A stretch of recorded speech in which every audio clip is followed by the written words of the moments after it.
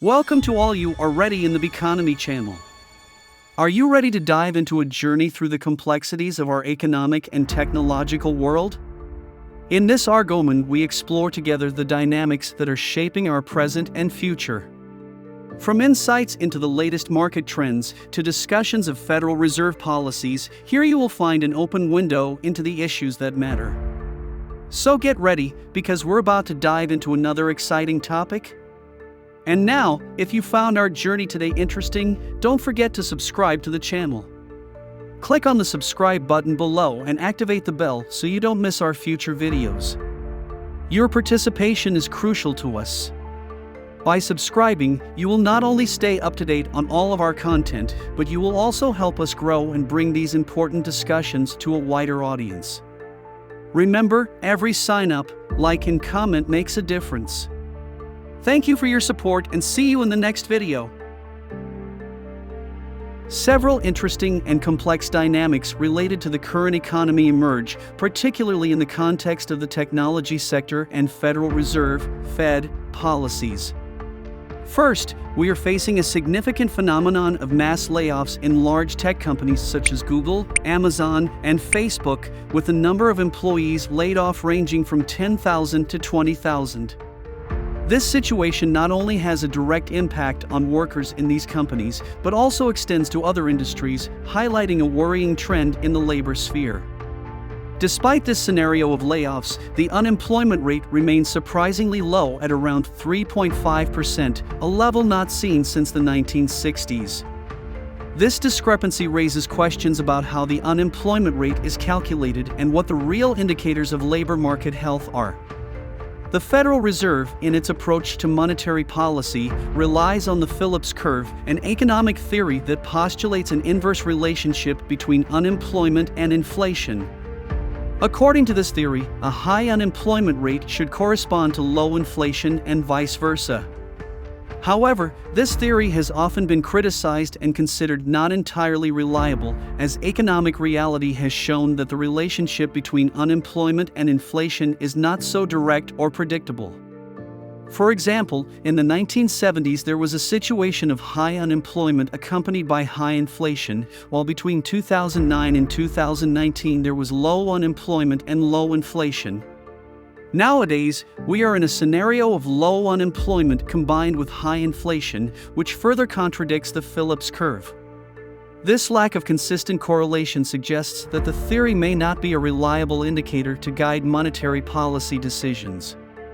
As we continue our exploration of the current economic scenario, I strongly encourage you to stay focused and involved. We have already touched on crucial topics such as mass layoffs in the tech sector and the Phillips curve issue, but there is still much to discover and understand.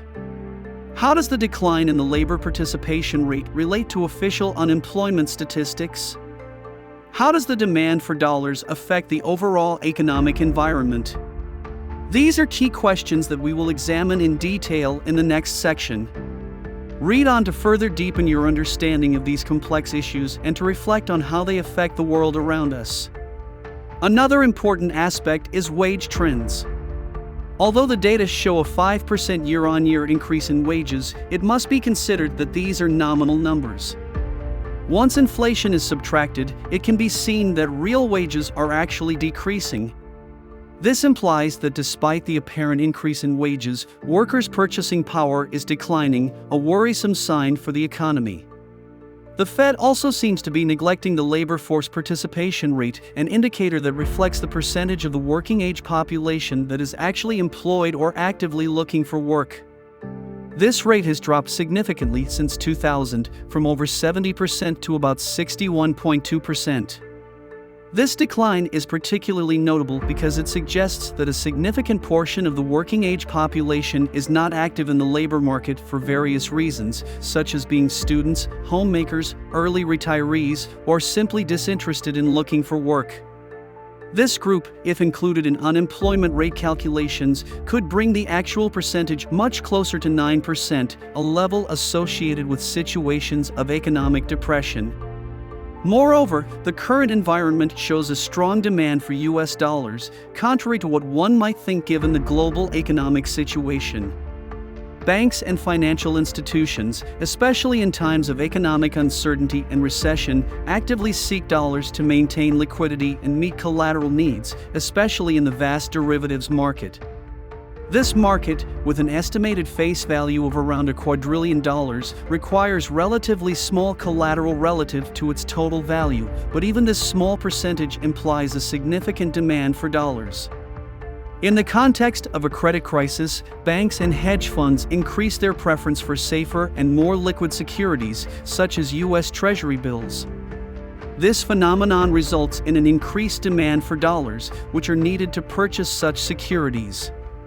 In this scenario, central banks that cannot print dollars also find themselves having to acquire U.S. dollars to support their banking systems, further contributing to the demand for dollars.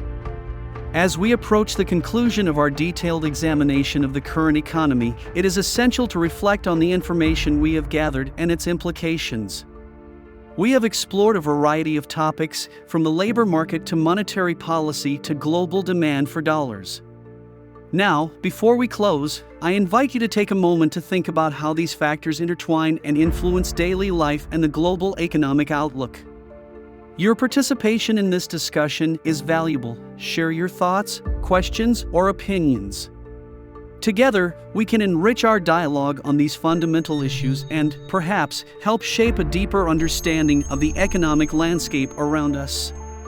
The Fed, through reverse repo operations, can provide Treasury bills in exchange for dollar deposits, but these securities cannot be reused, rehypothecated in the way that banks and dealers desire.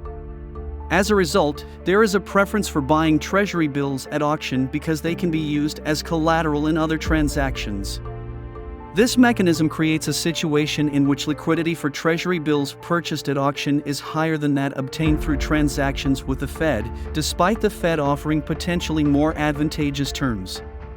In conclusion, this complex economic scenario highlights several challenges and inconsistencies in current economic policies and understanding of the labor market and global finance. The growing demand for dollars, labor market dynamics, uncertainties about the validity of the Phillips curve, and real wage trends all require careful consideration to fully understand the current and future state of the global economy. In closing this intense discussion of ours, it is time to take a break, but not without first leaving you with a final thought. Let us reflect on the issues we have addressed, the challenges and uncertainties that characterize our time, because every crisis brings with it a seed of opportunity. As active spectators of this turbulent age, our role in shaping the future is more crucial than ever.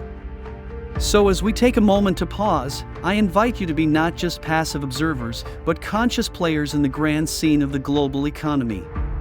Stay tuned for our next video, where we will continue to explore and discuss issues of global significance. Until next time, stay alert, stay informed, and most importantly, be the change you want to see in the world. See you soon, and may critical thinking always be with you.